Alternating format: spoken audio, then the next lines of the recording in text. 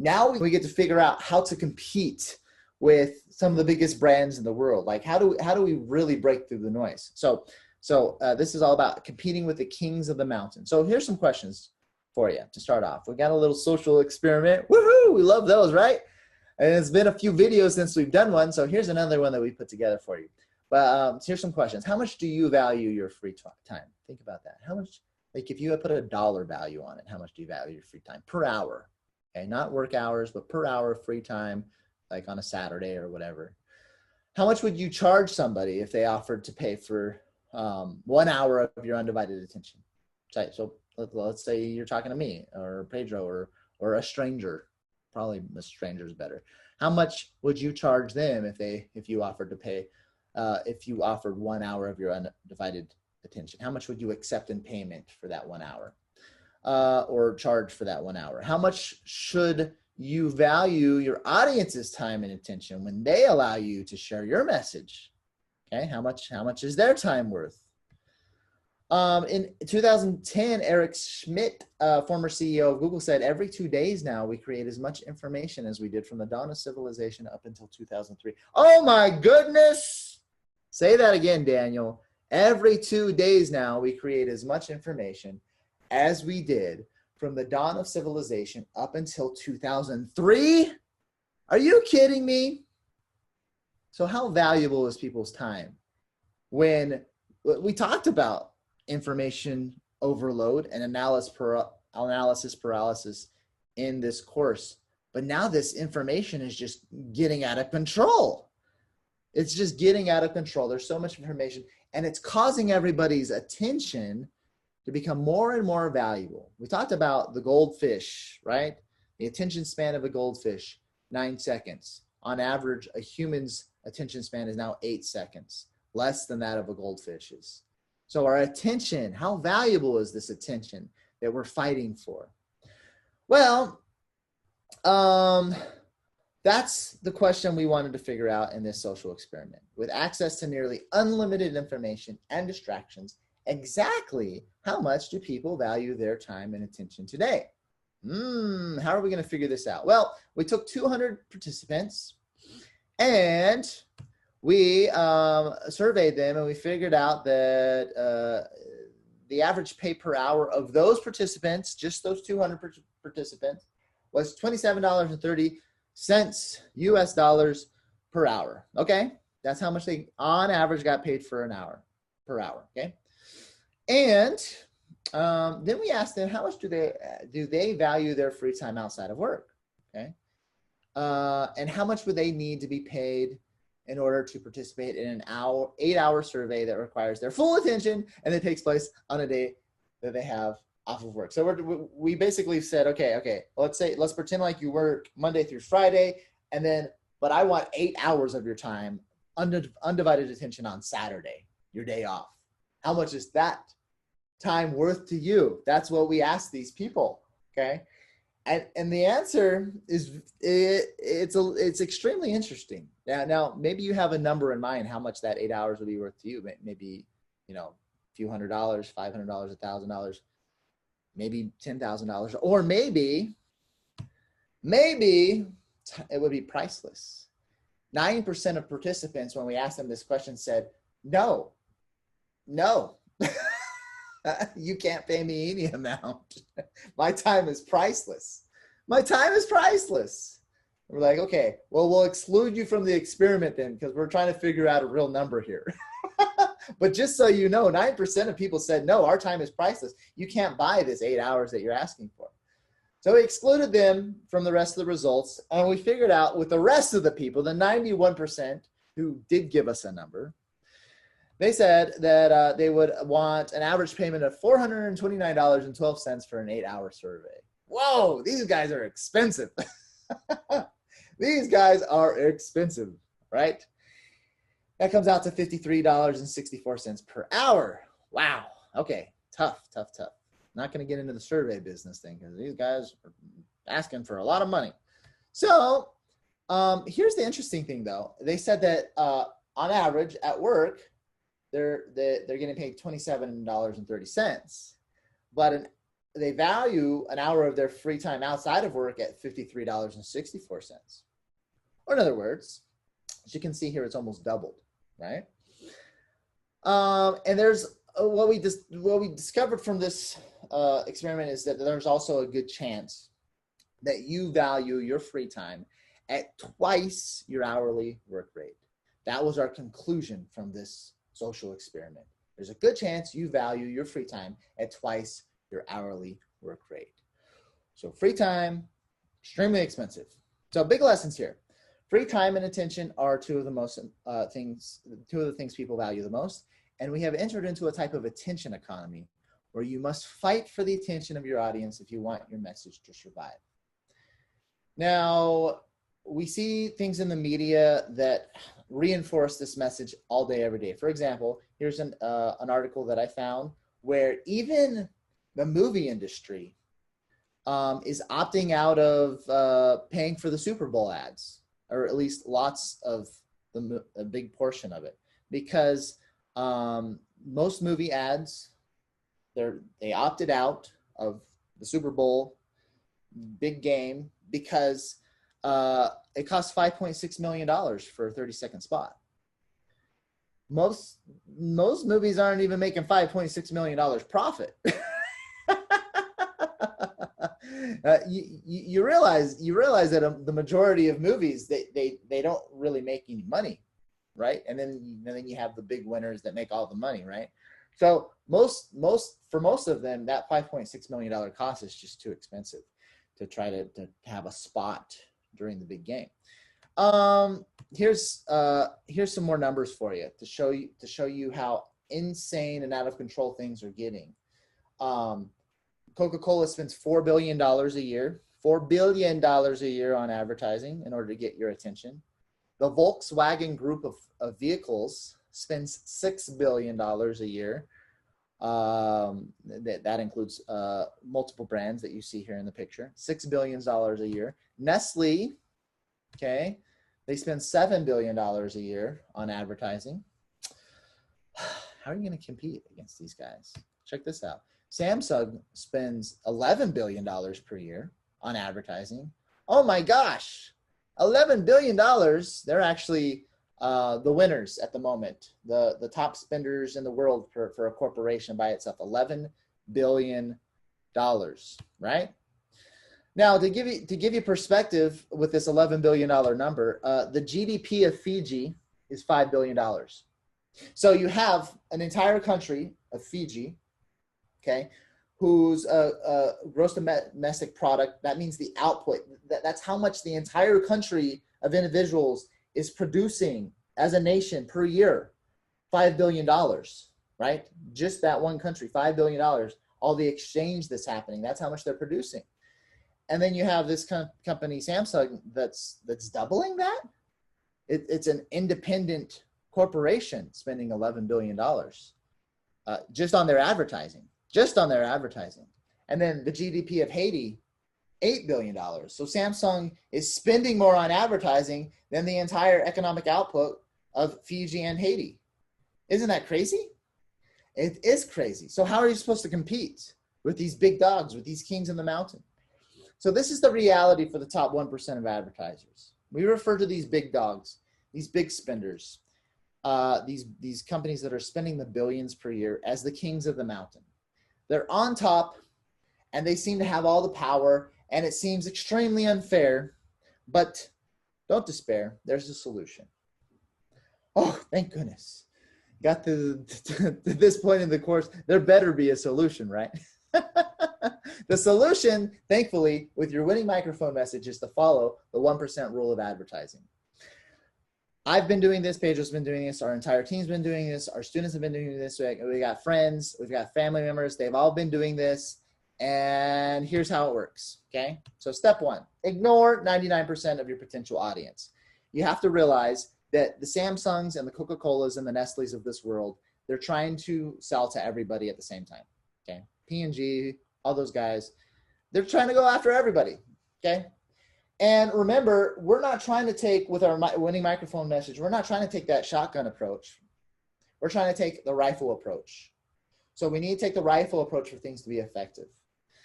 So for initially, we're going to ignore 99% of your potential audience. Okay. Step 2, you're going to discover your winning ads to start the snowball effect. Potential for 10 extra returns. Okay. So what we have here is you're going to take everything with your triple M pyramid, all those different ideas you had for ads, and you're going to start testing things. And you're going to target the top 1% of your audience. How do you do this? Well, it's the most interested people on social media, the best targeting, the best areas, people that have been engaging with your content, whatever it is. Or, for example, maybe your demographic is completely different. Maybe for some reason that they don't really participate on social media. Maybe your best target avatar still reads magazines. Okay, so you're going to target the best magazines or whatever, and you're going to super hyper target just your best audience, no matter where they are. Maybe you sell to people who are, I don't know, 90 years old plus, and they only watch television all day, every day, and they only live in, I don't know, California. So you're gonna run TV ads to whatever shows they're watching all day, every day in California at the right times of the day. You're just gonna super hyper target your winning message, your winning microphone message to the 1%, wherever that golden area is. We're not going to try to shotgun approach. We're going to go for a super rifle approach. And we're going to take your triple M pyramid. We're going to test different things, and we're going to discover which of your ads have the best initial returns. We normally do this on social media. It's the easiest to do this on social media, but I mentioned the magazines, the television ads, radio ads, other resources as well, because it is possible, depending on your avatar, that your top 1% of people would be found somewhere else. Usually we do this on social media. Yeah, I would also add that working with influencers, it might work really well for you, especially if you're working with micro influencers instead of macro influencers. So instead of going with the guy that has 10 million fans, that's great for awareness, but it's like so wide and spread out, sometimes it's hard to make it pay for itself. So if you can go with, instead of going for one guy that has 5 million fans, if you can go with 50 guys or 50 people that have, who knows, 1,000, 100,000 fans, that can be a lot better, because you can micro segment and micro target, Black people that live in this city, Hispanic people that live in this city, single moms that that have this age, from this age to this age. So working with micro influencers can work really well. And another thing is, some people, they are proud of spending little money. And when they come to us and say, hey, Daniel and Pedro, I'm so happy. I'm paying, like 10 cents per person, per lead for this campaign. We always looked at each other and we just smiled, because we are proud of outpaying and outbuying other people. So we are proud and we are happy to pay $10 per person if we can make $1,000 in return in lifetime value with that customer. So just make sure you're not falling to the trap of buying cheap traffic, whatever the source is. The mindset is, you gotta, like Daniel is saying, in order for us to generate 10x returns, you gotta invest well. So pay well for quality instead of paying little for junk. So yes. Yeah, just another tip. Great point. Yeah, in no way are we saying buy the cheapest traffic. No. It is, learn where that top 1% of your customer base is and pay for it. Okay, if whatever that's going to cost you, because you have to test with the top 1%. You can't expect conversions with the other 99% of your audience if you can't even convert the top 1%. So the people most likely to resonate with your microphone message, that's who you're going after. Lots of times for us, this, and it's rare that you're not going to find at least some of those people on Facebook, Instagram, and YouTube. Okay, those are our big three. And then sometimes, depending on how you're setting up your ads, maybe you're going to be running Google ads as well. You know, with search engine marketing. But those sources for us, that's you know, that's where you can hyper target that 1%. You have to go after them first because you need the snowball effect. Now, let me explain this snowball effect. What are you talking about, Daniel? No, we talked about the snowball approach earlier in the course, but the snowball effect is different. We're talking about where I take $1 and I am putting it into advertising, and then I get to the point where I can get $2, $3, $5, or $10 back with that $1 spent because of my tests, because of my initial tests with my campaign. Okay, that's the goal. I put $1 in, get 2, 3, 5, 10 back. And then if I put 1 in and I can get, let's just say 5 back, then now I have $6. And then I put $6 in. And then if I get, you know, 5x back, then I've got $30 now. And so what we're trying to do is we're trying to create a snowball effect with your marketing returns, just with this top 1% of people. And we're testing things and we're making sure things are working. And once we can put dollars in and get multiple dollars back out every single time, it starts to create this snowball effect where our marketing budget keeps getting bigger and bigger and bigger because everything's so profitable. And that's, well, I don't want to jump ahead. So I'm not going to jump ahead. Just to give you an idea of how much more profitable this approach is than the big dogs, P&G spends $7 billion per year. Okay. P&G spends $7 billion per year on advertising with 15% profit margins. That's been their average over the past 10 years. I looked at charts and everything, right around 15% profit margin with $7 billion in ad spend. To be 100% honest with you, I and Pedro and our team and our students actually get really upset if we only have 15% profit margins. We get sad, we get angry because we're so used to doing things this hyper-targeted way, at least initially, where we get 2x, 3x, 5x, and 10x returns on a lot of our campaigns. And it's because we're not doing a shotgun approach. We are super targeting the top 1% of people. And you too have that opportunity. And the big brands don't necessarily have that opportunity because for P&G to hyper target their top 1%, they're not spending all of their marketing budget. They have $7 billion to spend because they want to spend $7 billion. Does that make sense? And they have so many brands that they're trying to keep up with.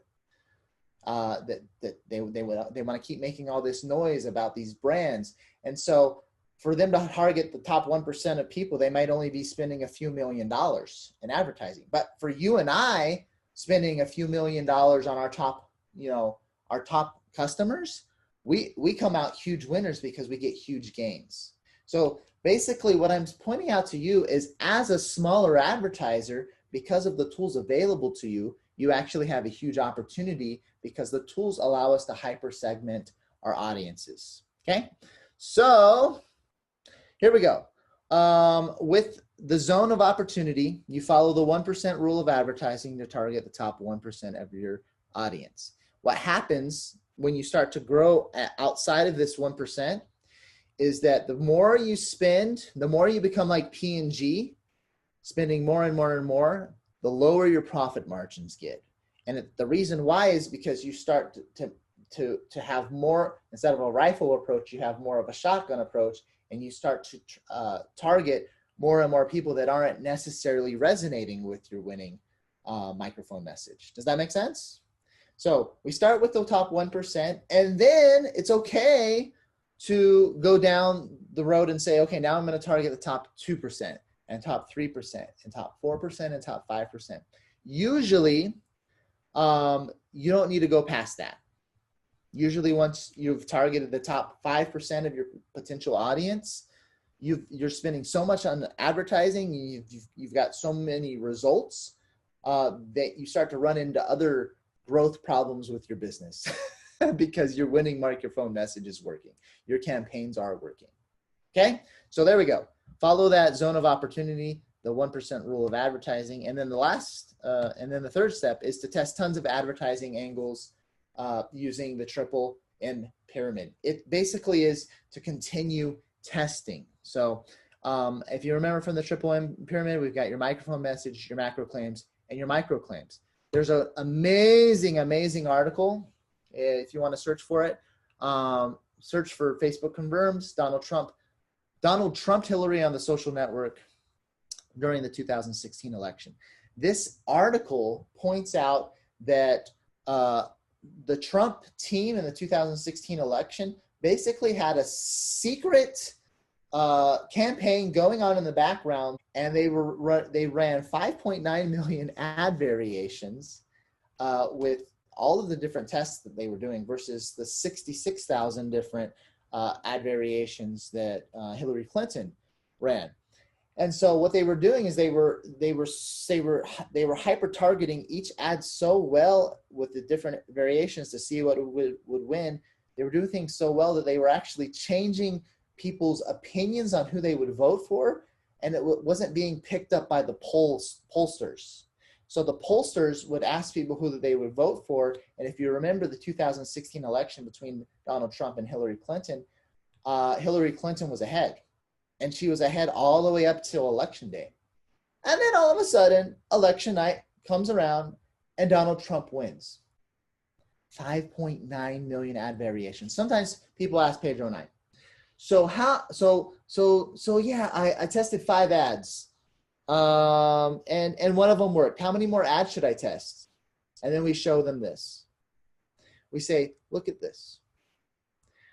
Donald Trump won the election basically because he had 5.9 million different ad variations running in the background that wasn't being picked up by the pollsters versus Hillary's 66,000 different ad variations, which is amazing. 66,000 ad variations is amazing. But if you come with everything that you put together with the triple M pyramid and you have, 50 ideas at least, right, for content. And if you only test 5 of them, well, then why didn't you test all 50, right? And then if you have the 50, why don't you take those 50 and, switch things up, switch up different images, different formats, shoot some videos, test things in different ways, use different headlines, do it all. When we're talking about different ad variations, we're talking about slight tweaks. Some of the ad variations that Donald Trump's team did in order to win was, hey, this one is in blue. Let's see what happens if it's in red. They would just mess with colors to see what would work best. And then they would take all the winners and then they would hyper target those to the voters that were going to determine the election, the people in the middle, those independents. Okay. So the whole point here is take everything that you've put together in the triple M pyramid and test tons of advertising angles and and you can actually go back to the triple M pyramid and answer the questions again, come up with more macro claims, more micro claims, come up with more ideas. You can continue to follow your Forrest Gump strategy. Every idea that you add to your lists through the Forrest Gump strategy is another idea for an angle that you can test. Each story is an angle. So keep on testing. Test tons and tons and tons. So to give you an idea, our team over the past few years, we've spent about $2 million on advertising, and that has turned into about $7 million in sales. 2 million for 7 million. So we have about a 3.5 X return on ad spend on average. And no, we don't have 5.9 million ad variations, but we do have thousands that we've tested over the past years. So get to the point where you are, testing at least dozens of different ad variations every single month, and you'll be a lot further ahead because most advertisers on social media, they test, 5 or 10 things. But the winners, they're testing tons of things. All right. It's important to share with you that our mindset, we have a farmer mindset instead of a hunter mindset. And what we mean by that is, if you think about, you know what? Do I need to invest 2 million in order to make 7 million back? maybe that's not really appealing. You know, maybe I should do something else. Maybe I should invest in the stock market or whatever, right? But think about that. It's not about the output of cash, but about the assets you're building while having returning cash. So what we are doing is we are buying property. We are reinvesting in this property, and we are planting and just increasing our crops. So when the harvest comes every single year, we have our biggest harvest yet, bigger and bigger and bigger. So hunter, a mindset of a hunter is, you know what? I'm hungry. I'm gonna go out. I'm gonna hunt an animal. I'm gonna come home. I'm gonna have this huge barbecue. We can have a party, and that's it. So you have a quicker return on investment, and in a very short period of time. But tomorrow you're back to square zero, and you have to start all over again and all over again. And you never retire. You never build anything. One of our biggest and most important assets is our audience, is our brand, is the respect we have acquired in the market. It's the biggest brands we have been able to partner with. Is, you know, big events. Now we are able to do more things because we are always reinvesting and reinvesting and reinvesting. So please keep that in mind. You want to be a farmer, not a hunter. And for the first year, or for the first, who knows, 3 years, you're poor, you're broke. A farmer, he doesn't have money because all the money has been invested into his first planting, right? He's planting, he's investing in nourishing his trees, and until they can grow and until they are ripe for harvest, and then he gets paid. But when he gets paid, he's gonna get paid more than the hunters have been paid his whole life for one harvest. And then you reinvest and you buy more land and you buy more machinery and you hire more people. So you see where we're going? So think about that, right? It's not about cash alone. A lot of businesses, they have a high liquidity rate, so they have more cash. But when you look at the business, they have fewer assets. So at the end, cash is important, but assets increase your valuation and increase your chance of surviving and your chance of getting stronger and actually winning at the end. So please just keep that in mind. A lot of times it makes more sense to make less money at first, but more money towards the end because you have a farmer's mindset. Nice. 100% agree. When you're through this snowball effect, because you're reinvesting things, sometimes you're like, well, my bank account's still low, but you're building so many brand assets, and things are getting bigger and bigger and bigger, and the big paydays will come. Now, of course, when you do target that 1%, you do have the ability to have those big initial returns on investments as well. So we do have some students where they follow this approach and they basically have a windfall. And they have more money than they've ever had before. But that doesn't happen to everybody, of course. And once you do successfully have that 1%, after mastering the 1%, then you do go on to expand your reach so that you can grow and have a bigger impact through your winning microphone message as well. And then the last step is to adjust your messaging for broader audiences. You have to realize that at some point, once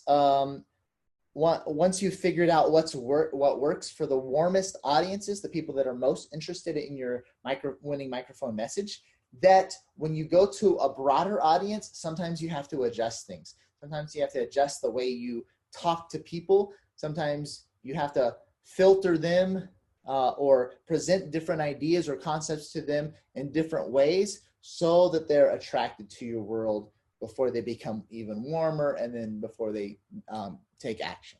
All right.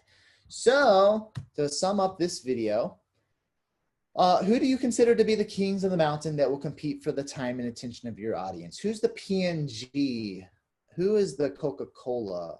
Who is the Nestle of your market, right? Who is eating up all the advertising? Who is spending the most? Who do you need to compete against? Make a list of that so that you know who you're competing against.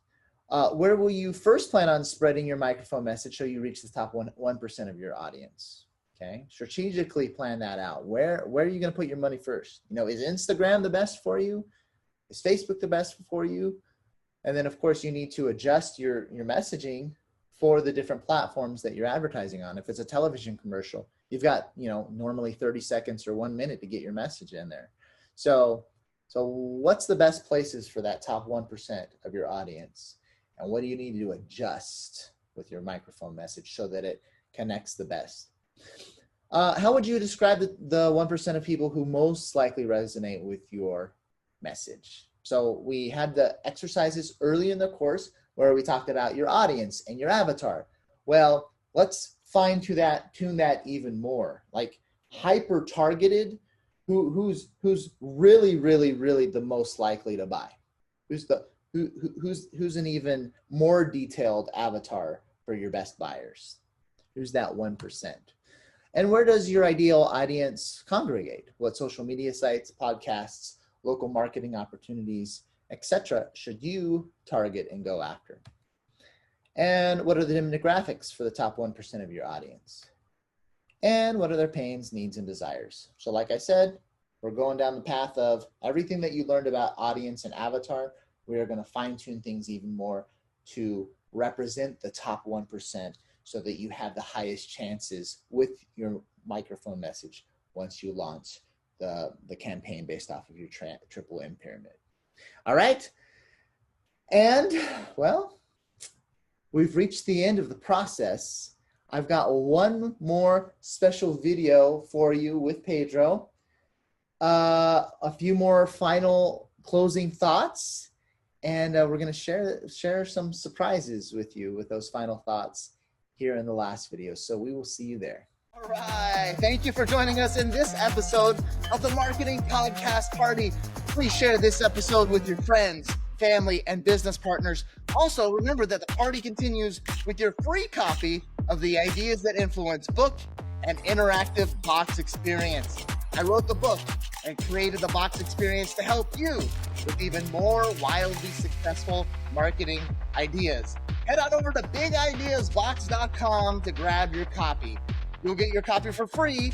You just pay shipping and handling. Once again, that's bigideasbox.com for your free plus shipping copy of Ideas That Influence. I'm Daniel Din.